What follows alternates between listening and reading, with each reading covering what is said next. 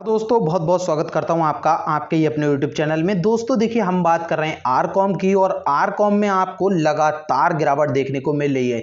अब इस स्टॉक में देखिए, सबसे पहली चीज मैंने आपको पिछले कई वीडियो से, जब ये स्टॉक तेजी में था तब मैंने आपसे सिर्फ और सिर्फ यही कहा था कि इस स्टॉक में आपको बाइंग नहीं करनी चाहिए और अगर आप हैं प्रॉफिट में तो अपना प्रॉफिट बुक कर सकते हैं। और अगर आपको लगता है ये बहुत बड़ा मल्टीबैगर बनेगा, जिन लोगों ने आपको दिए थे बड़े से बड़े टारगेट, अब आप उनसे पूछिए वो टारगेट कहां पर हैं, क्योंकि इस कंपनी में जब कुछ है ही नहीं तो टारगेट किस बात का। बस कुछ ऐसी न्यूज कि अनिल अंबानी की संपत्ति वापस बढ़ रही है, कंपनियों भाग रही हैं। अब सारी कंपनियां सिर्फ और सिर्फ रिटेल इन्वेस्टर को परेशान कर रही हैं, उनके पैसे में आग लगा रही हैं। यही चीजें कुछ लोग शायद से आपको गलत इंफॉर्मेशन देकर के आपका पैसा फंसवा देते हैं और वही चीज यहां पे देखने को मिली। आप अगर हमारे चैनल पे चेक कर लीजिएगा, आरकॉम की आर पावर के सभी वीडियो, सभी में आपको बोली गई बात आप खुद से समझेंगे आज लागू होती हुई दिख रही है। अब इसके पीछे कुछ और रिसेंट न्यूज आई है, बहुत ब्रेकिंग न्यूज कह सकते हैं आप एक तरह से, वो भी आपके लिए दिखा देते हैं। अगर हम स्टॉक में बात करें तो आप अपने 52 वीक का हाई जो 5 रुपए के ऊपर तक गया था और वहां से अब देखें अपने 52 वीक के लो की तरफ बढ़ता हुआ नजर आ रहा है और वहीं ये स्टॉक कुछ दिनों में पहुंच जाएगा। लेकिन बीच बीच में अभी भी कुछ इन्वेस्टर्स के लिए, कुछ लोगों के लिए इसमें दिख रही है उम्मीद, तो इस उम्मीद में इसमें पैसा लग रहा है। तो हमेशा आप देखेंगे जैसे डीएचएफएल में तो आपको पता ही है क्या हुआ, पैसा लगाया उम्मीद उम्मीद पे, सारा पैसा गायब। तो बस यहाँ पे कौन, छोटे इन्वेस्टर फंस जाते हैं, उन्हें लॉस होता है, क्योंकि बड़े इन्वेस्टर पूरी चालाकी के साथ में अपना काम करते हैं। तो ये चीजें, छोटा इन्वेस्टर सिर्फ और सिर्फ टारगेट में फंसे रहते हैं। अभी भी बहुत से लोग इस चीज के लिए गलत बोलेंगे कि मैं गलत बोल रहा हूं, तो नो प्रॉब्लम, जिसका फायदा है उसे अच्छा लगेगा और जिसका फायदा नहीं है उसे वास्तव में ये चीज बुरी ही लगेगी, क्योंकि जाहिर सी बात है कि हर कोई नहीं चाहता है कि हर किसी का फायदा हो। अब अगर इसके बारे में आपको न्यूज दिखाएं तो न्यूज भी आप देख लीजिए। तो यहां दोस्तों आप पढ़ सकते हैं, भारी कर्ज में डूबे उद्योगपति अनिल अंबानी की मुश्किलें कम होने का नाम नहीं ले रही हैं। डिपार्टमेंट ऑफ टेली कम्युनिकेशन मतलब डॉट ने बकाया का भुगतान नहीं होने पर उनकी कंपनी रिलायंस कम्युनिकेशन का टेलीकॉम लाइसेंस रिन्यू करने से इनकार कर दिया है साफ तौर पे। और ये बकाया छोटी मोटी राशि नहीं है, आप यहां पढ़ सकते हैं ये कितनी बड़ी राशि है, 26,000 करोड़ रुपए का बकाया है। और डॉट का कहना है कि जब तक कंपनी इसका भुगतान नहीं करती है तब तक लाइसेंस रिन्यू नहीं किया जाएगा। और अगर लाइसेंस रिन्यू नहीं करेंगे तो बिजनेस किस बात का, और ये अपने एसेट बेचना चाह रहे थे तो उसमें भी साफ तौर पे प्रॉब्लम देखने को मिलने वाली है। अगर कंपनी ऐसा करने में नाकाम रहती है तो उसे अपना स्पेक्ट्रम सरेंडर करना पड़ेगा और इंसॉल्वेंसी प्रोसेस के तहत एसेट सेल की उसकी योजना खटाई में पड़ जाएगी। मामले की जानकारी रखने वाले एक अधिकारी ने बताया कि डॉट ने आरकॉम को बता दिया है अगर उसने स्पेक्ट्रम से जुड़े पिछले बकाए भुगतान नहीं किया तो उसका टेलीकॉम लाइसेंस रिन्यू नहीं होगा।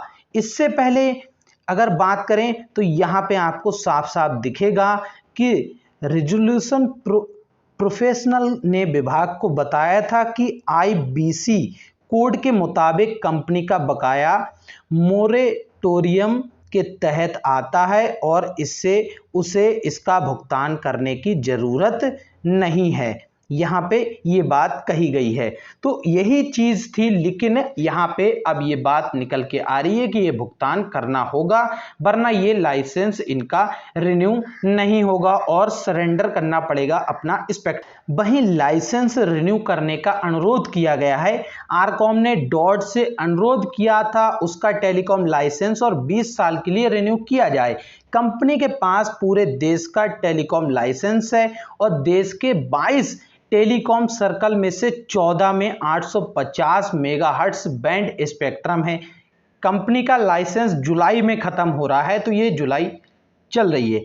इससे पहले मालिकाना हक अनिल अंबानी के पास था, लेकिन अभी इसे आरपी डाइल्यूट चल रहा है और उसके बाद देखते हैं क्या होता है। तो यहां से दोस्तों 26,000 करोड़ रुपए का बकाया, क्योंकि आपको पता है 2017 से बंद हो गया था इनका बिजनेस, लेकिन यह कंपनियों के लिए अब भी बिजनेस चल रहा है। डॉट ने कंपनी से 26,000 करोड़ रुपए के एजीआर बकाये की मांग की थी, लेकिन कंपनी ने बैंकरप्सी प्रोसीडिंग का हवाला देते हुए इसका भुगतान नहीं किया है।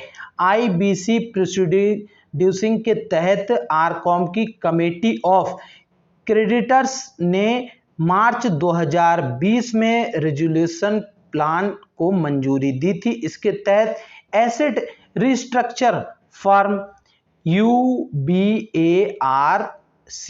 12,760 करोड़ रुपए में आरकॉम का स्पेक्ट्रम खरीदेगी।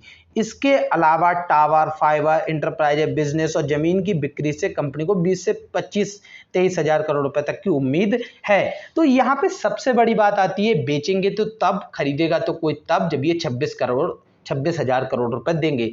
अब यहाँ पे दोस्तों कुछ भी चीज आप समझ लीजिए, चलिए हमने मान लिया इन्होंने पैसे दे भी दिए, बेच भी दिए, पर ये अपना बिजनेस चलाना नहीं चाह रहे हैं, ये बेचना चाह रहे हैं सिर्फ और सिर्फ। और यहाँ पे सिर्फ और सिर्फ जो रिटेल इन्वेस्टर है वही फंस रहा है, क्योंकि वो अपना पैसा लगा रहा है। उसे उम्मीद है कि अगर ये बेचते हैं तो इनका फायदा है, रिटेल इन्वेस्टर को इसका पैसा मिलेगा। तो यहाँ से आप अभी रिसेंट का उदाहरण लीजिए, बहुत ही ताजा उदाहरण है, वो है DHFL का। अभी तक ये बताइए, DHFL में जिन जिन लोगों से, आप में से बहुत से लोग होंगे शायद उन्होंने DHFL में भी पैसा लगाया हो, और अगर लगाया है तो कमेंट बॉक्स में बताइएगा। तो क्या DHFL वालों के लिए अभी कुछ पैसा उनका मिला है वापस? 1 रुपए भी मिला है? आपका पैसा वहां फंस गया। तो ऐसे स्टॉक में आप अपने पैसे क्यों लगाएं जहां पर आपको फ्यूचर क्लियर ना हो? सिर्फ और सिर्फ न्यूज या फिर दूसरे की भावनाओं पे आप बह जाएं, अपना पैसा भावनाओं के ऊपर लगा दें, तो यहां पे बस यही चीज आएगी जो कि आपने देखा कि यहां पे सिर्फ एक ही चीज आएगी जो कि आपने देखा। एक पोल में भी हमने आपसे पूछा तो वहां पे काफी लोगों ने कहा भगवान भरोसे हम अपना पैसा लगा देते हैं। तो भगवान भरोसे कभी मार्केट से आप यहां से बड़ा मुनाफा नहीं कमा सकते हैं। सिर्फ तुक्का कभी कभी लगता है, लेकिन अगर आपकी स्ट्रेटजी सही रहती है तो ये तुक्का नहीं, वहां से आप पैसा बनाते हैं, चाहे छोटा हो या मोटा, पर पैसा बन जाता है। थोड़े वक्त के लिए आप जरूर फंसते हुए नजर आ सकते हैं, पर लॉन्ग टर्म में नहीं फंसते हैं।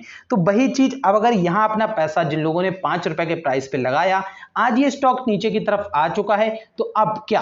कुछ भी नहीं, और नीचे ये जाने वाला है। ये चीजें बहुत दिनों से समझा रहे थे कि देखिए, कभी भी अगर आपको ऐसा तुक्का लगाना है, करोड़पति बनना है, तो करोड़पति एक दिन में नहीं बनते। अगर इतना ही आसान होता तो इस बार कोविड-19 के बाद स्टॉक मार्केट में बहुत ज्यादा लोगों ने अपने अकाउंट ओपन किए हैं, तो उसके बाद सबके सब करोड़पति बनने ही आए हैं। लेकिन ऐसे नहीं बना जाता है भाई, आपको इतनी चीज समझनी होगी, ए खरीदेगा, बी बेचेगा, तो दोनों में से एक ही बनेगा, दोनों नहीं बनेंगे। तो बेचने वाले या फंसने वाले बहुत रहते हैं, और बहुत मौके से पैसा कमाने वाले बहुत कम रहते हैं। तो 10 बेचेंगे, एक खरीदेगा, तो एक ये वाला करोड़पति बनेगा। अब इसका मतलब यही नहीं कि खरीदने वाला ही हमेशा, मैंने एग्जाम्पल दिया, हो सकता है ये 10 बेचने वाले फायदे में रहें और ये खरीदने वाला अकेला लॉस में जाए। तो यही चीजें आपको भी समझनी चाहिए। ऐसे स्टॉक्स में आपको बड़ा निवेश नहीं करना चाहिए। आप 5,000, 2,000, 4,000 रुपए, 10,000 रुपए लगा सकते हैं। अगर आपको बहुत ज्यादा उम्मीद है, बहुत ज्यादा अच्छा लगता है, तो आप ट्रायल बेसिस पे लगा सकते हैं, जो कि आपके पोर्टफोलियो की परसेंटेज वाइज तय होगा। अगर आपका 10,000 रुपए का ही पोर्टफोलियो, तो आप इसमें 500 रुपए से ज्यादा ना लगाएं। तो बस इतने से ही आप ट्रायल कर सकते हैं, जितना चाहे पैसा बन जाए, अगर चला जाए तो आपको प्रॉब्लम ना हो। 500 रुपए आप दूसरे शेयर से उसका प्रॉफिट निकाल के अपना एवरेज निकाल सकते हैं। तो दोस्तों, अब आपको अगर ये वीडियो पसंद आई हो तो लाइक बटन दबा दीजिए और चैनल को सब्सक्राइब कर लीजिए। कमेंट बॉक्स में आप अपनी राय जरूर दीजिएगा।